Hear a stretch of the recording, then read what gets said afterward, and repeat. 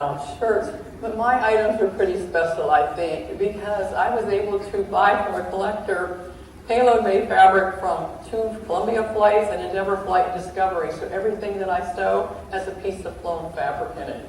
Everything that I make does. Here we go. So this is me. I had to blow my picture up so you could see me. This is me standing underneath the stack. That full stack is 185 feet tall. And when I developed my picture, and it was only 4 by 6, I looked like I was this high, and you couldn't even see me. So it's so thrilling because nobody gets a chance to actually do anything neat like that. So I'm almost done, but I'm bringing up the fact, I know everybody talks about STEM career, and STEM is important, but NASA finally, and I stress finally, recognized about 5 years ago, they now refer to as STEAM career. Now I know I have some people who will say, oh, well, what's the big deal about art? Well, art is very important to me. When I was a young girl, I had a twin sister named Joan, and we used to take crayons and draw patch designs and send them to Houston when we were young girls. And of course, they would already had selected designs. So we would get a thanks but no thanks letter back from them. But we still kept plugging away, and they would send us pictures. But I was all right in math and science. I've always been a creative woman. So when NASA finally recognized the arts, that's what I talk about. You're talking about a young girl from Michigan who never thought she had a chance to work on anything to do with NASA. And from the time I was little, I always wanted to. So when I got the job here at Kennedy, and as a seamstress, I've been sewing since I was 7, 63 now, so I've been sewing a long time. And you would think something as little as sewing, but because I'm a quilter and I have, if I might say, beautiful even stitches, I've been asked a lot to do research and development for NASA because I have such precise, accurate sewing. You know, to some people that might not be a big deal, but for anybody who sews, it's quite an honor.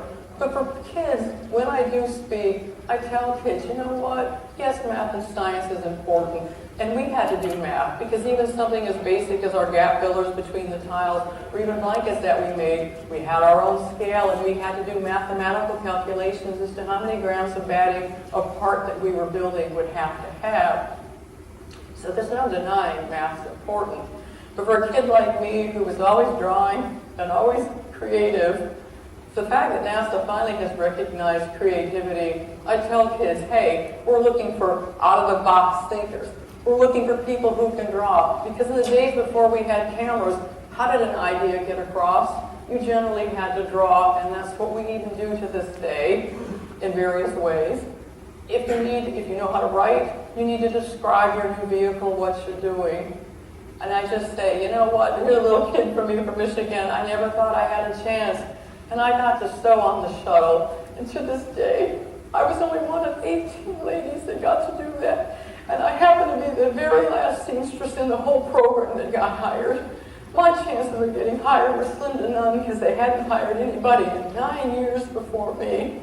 And it was divine providence. I don't have it on today, but I have a lanyard that I used to hang on my mirror in my dresser, and every day would look at that and say, someday there's going to be NASA pins on that lanyard. I just know it. And I would say to God, oh please, I want to be out there so bad. And so I had an interview, and it was a 2-hour-long interview, very nervous, but I knew what I was talking about because I wanted so badly to be out there. I studied on the computer for 6 months, everything I could learn about thermal protection. I mean, I knew the basics, but I wanted to know everything. So I got interviewed, found out 4 days later I got the job, and my boss said to me, you know, we only invited you to go out the thermal protection facility the day you had your interview, because I thought everybody got asked. And he said, no. He said, I saw a passion in you.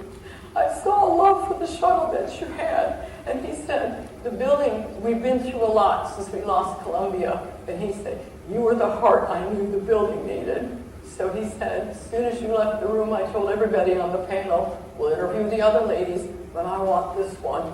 So to this day, I am so glad. I still have the lanyard. I still wear my lanyard. I have all my NASA pins on all the flights that I've worked, and then some. But I'm just here to let everybody know, yes, math and science is important, but we need out-of-the-box thinkers and creative people. We really, really do. So thank you for your time, and thank you for listening. Thank you.